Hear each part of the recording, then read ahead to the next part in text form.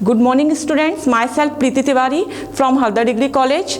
आज मैं आपके लिए एक वीडियो लाई हूँ जो कंसिडरेशन प्राइस वाला है। जो इशू ऑफ शेयर्स होते हैं कंसिडरेशन प्राइस पे अदर देन कैश में, उसका ये बहुत इंपॉर्टेंट टॉपिक रहता है। ज़्यादातर इससे क्वेश्चन आते ही हैं। एक क्वेश्चन ये लिखा हुआ है, मैं इसको रीडिंग लगा देती हूँ पहले। R limited purchase a running business from A B limited for a sum of 1,50,000। A limited जो है वो परचेस कर रहा है, एक चलते हुए जो रनिंग बिजनेस है, चालू बिजनेस है, किसका है? बी लिमिटेड का है। कितने का है? 1,50,000 का है। ठीक है, फिर इसके लिए वो इक्विटी शेयर्स इशू कर रहा है 10 रुपीज़ ईच पे, 10,000 और 2 रुपीज़ प्रीमियम है। ये उसकी संपत्तियों की आपको जानकारी दी गई है और एक लाइबिलिटी भी दी हुई है। हम अब सबसे पहले क्वेश्चन में हमने एक जनरल का रूल पढ़ा हुआ था। असेट्स जो होती हैं वो डीआर होती हैं, लाइबिलिटीज़ जो होती हैं सीआर होती हैं। हम वही रूल फॉलो करेंगे। पूरी जितनी क्वेश्चन में आपको असेट्स दी हुई है, प्लांट, बिल्डिंग, स्टॉक, फर्नीचर और डेबिटर्स, ये पांचों असेट्स जो हैं एज आ उनका प्राइस उठा के आप लिख देंगे। देखिए, बिल्डिंग 40,000, प्लांट 40,000, स्टॉक 50,000 और फर्नीचर और डेबिटर्स, है ना। ये सारी चीज़ें आप जैसे जैसे दी हैं वैसे ही लिखेंगे। अब इसके बाद सीआर में क्या आएगा? तो सीआर में आपके पास एक क्रेडिटर्स दिया हुआ है।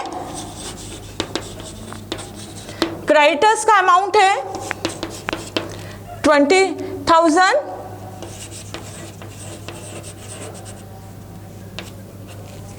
इनका टोटल करेंगे 40,000, 40,000, 50,000, 2,000 और 3,000। तो इसका टोटल आएगा आपके पास असेट साइड का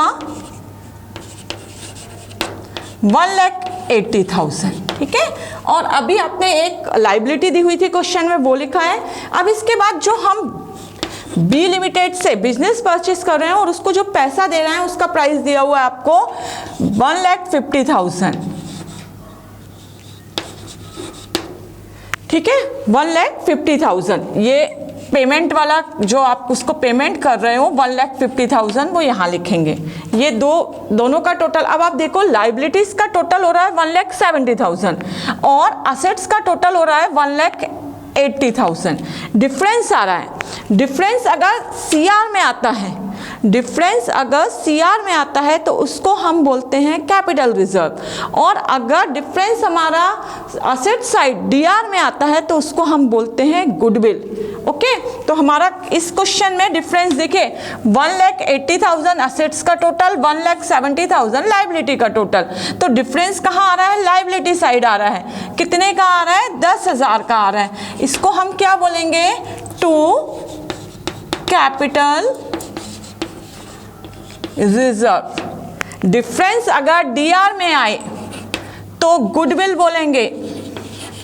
ओके, और अगर डिफरेंस, ये बैलेंसिंग फिगर कहलाता है। डिफरेंस अगर जो बैलेंसिंग फिगर है वो हमारा सीआर में आए तो वो क्या कहलाएगा? Capital reserve. ओके, अब कैपिटल रिजर्व के जो पैसे आए वो 10,000 है। इस पे मैं स्टार लगा दे रही हूँ। यहाँ पे मैं आपके लिए लिख भी देती हूँ कि ये बैलेंसिंग फिगर है। ओके, अब इसका आप नरेशन लिखेंगे।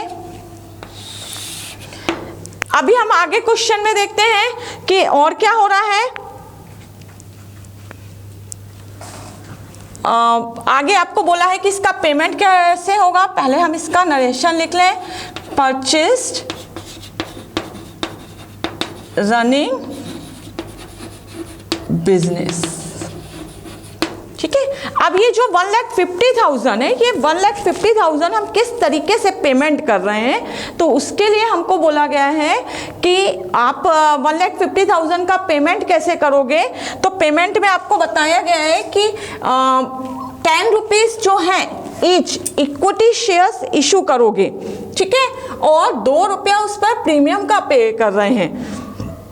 अब हम देखते हैं इसका पेमेंट की एंट्री कैसे बनेगी। सबसे पहले बी लिमिटेड, इसको पेमेंट किया जा रहा है। B limited account debit to equity share capital. Equity shares issue किए हैं इसलिए इक्विटी लिख रहा है, अगर प्रेफरेंस होता है तो प्रेफरेंस होता है, और अगर डिवेंचर्स वगैरह के थ्रू पेमेंट होता है तो वो नाम लिखाता है ना। इनमें थोड़ा थोड़ा सा बस चेंजेस होते जाते हैं। अब इसमें कितना पैसा आएगा तो देखिए आप 10 रुपीज ईच, 10 रुपीज ईच और 10,000 इक्विटी शेयर्स, 10 रुपीज ईच मतलब 10,000 इक्विटी शेयर्स, और एक इक्विटी शेयर का प्राइस कितना है 10, तो आया पैसा कितना आपका 1 लाख, है ना, 1 लाख रुपया आया। फिर आपको इसका सिक्योरिटी प्रीमियम का भी ये बोला गया है, सिक्योरिटी प्रीमियम कितनी बोली गई है 2 रुपीज बोला गया है ना। तो अब हम यहाँ पर 2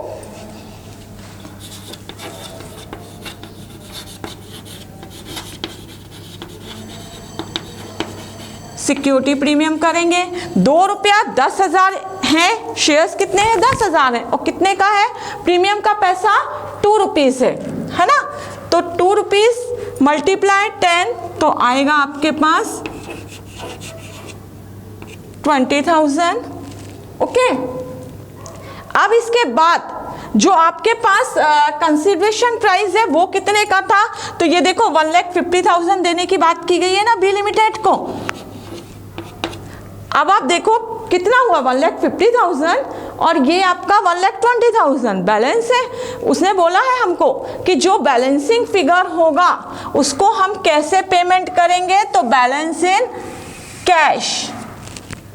ओके, ये भी आपका जो निकल रहा है ये कैश अकाउंट में पेमेंट होगा 30,000 रुपया, इसको भी हम बैलेंसिंग फिगर बोलेंगे।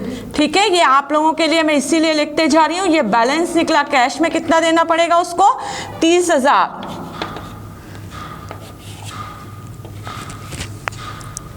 आपको समझ में आया होगा, नहीं तो मैं वर्किंग नोट करके बताऊं इसका, है ना। वर्किंग नोट में कैसा होगा,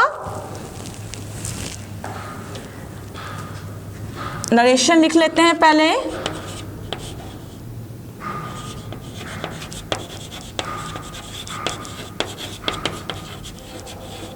$10,000 equity share, 10 rupees each, 2 rupees premium and balance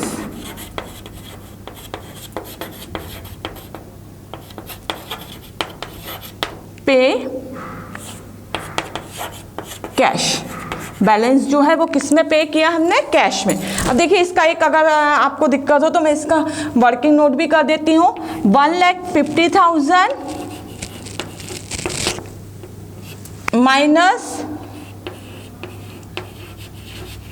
1 lakh plus 20,000 तो हमको मिला 30,000। ये पैसे कैसे पेमेंट हुए, कैश में हुए। ठीक है, ये आपका वर्किंग नोट जो है इसका हो गया। इसका भी मैं एक बार कर देती हूँ कि हम कैसे निकाल रहे हैं। तो देखिए 40,000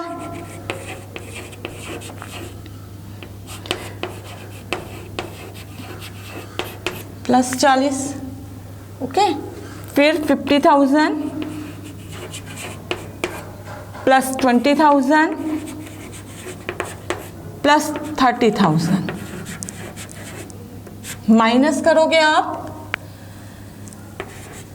20,000 प्लस 1,50,000 तो आपको मिलेगा इसमें 10,000 रुपया। ये भी आपका बैलेंसिंग फिगर था, ये भी आपके बैलेंसिंग फिगर है। ठीक है ना, जिन जिन को हमने बैलेंस में निकाला है, मतलब हमको चीज़ें रखने के बाद जो डेबिट और क्रेडिट का मैच करते हैं, डेबिट और क्रेडिट का मैच करने पे जो मिसिंग निकल रहा है, एक इसमें ये वाला निकल रहा है और इसमें ये वाला निकल रहा है। ठीक है, ये एक आपका क्वेश्चन था कंसिडरेशन प्राइस वाला। 4-5 साल से कंटिन्यू ये क्वेश्चन रिपीट हो रहे थे। फिगर्स चेंज हो जाते हैं लेकिन इस टाइप के क्वेश्चन आते हैं। Thank you.